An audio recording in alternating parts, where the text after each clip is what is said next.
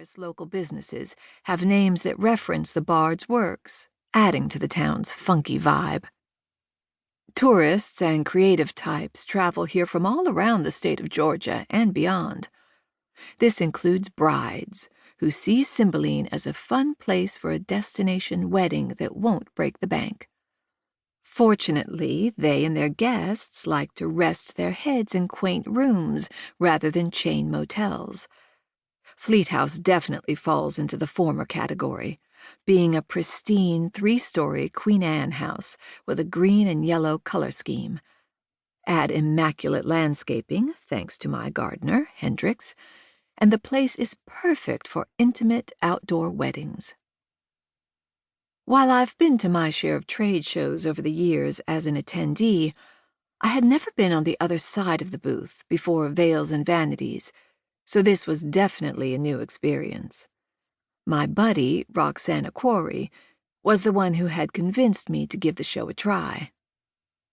"You've got a fine online presence," she assured me, "but when it comes to weddings, brides want to see and touch and talk in person. Trust me on this." And since Roxana was the queen of all things wedding, I did. We'd met at a Chamber of Commerce event a couple of months earlier and had struck up an immediate friendship. For one thing, we both were dog lovers, me with Maddie and Roxana with her golden doodle, Gustafer. We both were divorced female entrepreneurs about the same age. Roxana, however, had grown up in Cymbeline, though she'd returned home only a couple of years ago after moving to Savannah right after graduating college, and later ending up in Atlanta. In looks, we were opposites, her being tall and model-thin, with hair bleached to a platinum hue that contrasted rather oddly with her dark brown eyes. An event planner who specialized in weddings, Roxana had already sent a bachelorette weekend and 2 bridal showers my way. In turn, I passed out cards for her business, Your Big Day, to future brides who stopped by Fleet House for a look-see.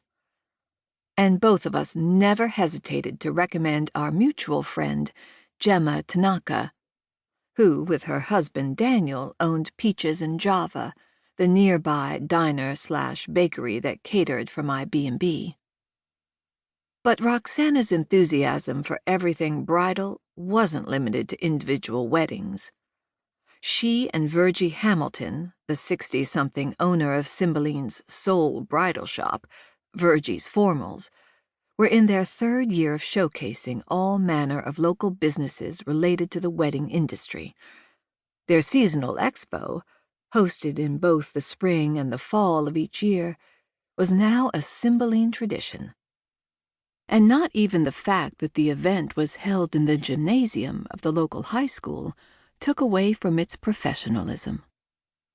I must admit to having been darned impressed when I arrived at the old-fashioned brown brick building earlier in the morning to set up. Picture your senior prom night, except with yards of white tulle ribbon replacing the cascades of colorful paper streamers hanging from the ceiling. Pale blue industrial carpeting covered the basketball court's striping on the wooden floors, while lacy white draperies in lieu of balloons and painted poster board blocked off the bleachers. The floor area had been divided into 2 sections for the expo.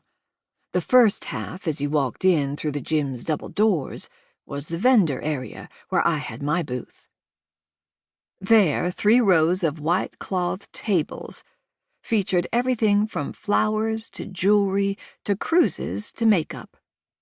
By my count, close to 30 exhibitors were taking part. Not too shabby for a small-town event. I was relieved to see that most were dressed for comfort like me, with my white denim jeans, black loafers, and pale yellow Oxford shirt. My new Fleet House logo, a stylized Victorian home encircled by the words Fleet House, Bed and Breakfast, was embroidered in dark gold over the pocket. The laminated exhibitor's badge hanging from a lanyard around my neck made me official. The remainder of the